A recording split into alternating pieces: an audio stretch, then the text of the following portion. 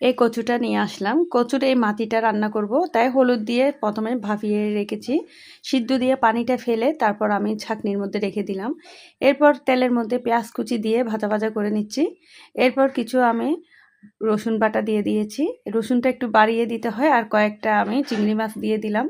চিংড়ি মাছটা ভাজা ভাজা করে নিচ্ছি। এরপর হলুদ দিয়ে দিচ্ছি হাফ চামচের মতো, স্বাদ মতো লবণ দিয়ে দিয়েছি, 1 চামচের মতো মরিচ গুঁড়া দিয়ে দিয়েছি, আর কয়েকটা কাঁচামরিচ ফালি করে দিয়ে ভালোভাবে আমি ভাজা ভাজা করে নিচ্ছি। এরপর 1 চামচের মতো আমি জিরা গুঁড়া দিয়ে দিয়েছি। এরপর আমি মুসুর ডাল দিয়ে দিলাম। মুসুর ডালটা দিয়ে কিছুক্ষণ ভাজা ভাজা করে ঢাকনাটা দিয়ে আমি কিছুক্ষণ রান্না করে নিয়েছি। এরপর রান্নাটা করার পর এখানে আমি যে কচুটা আগে থেকে সিদ্ধ করে রেখেছি সেটা দিয়ে দিলাম। এটা কচুরের উপরের অংশটাই বেশিরভাগ ছিল। এটা কিন্তু এভাবে ভাজি করলে অনেক মজা হয়। তো কিছুক্ষণ পর পর এই যে নাড়াচাড়া করে দিচ্ছি। একদম ডালটা সিদ্ধ হওয়া পর্যন্ত এভাবে নাড়াচাড়া করেছি ঢাকনাটা দিয়ে। কিছুক্ষণ পর দেখেন অনেকটা পানি বের হয়েছে।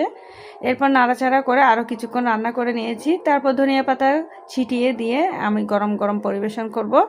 এই কচুর রান্নাটা অনেক মজা হয়।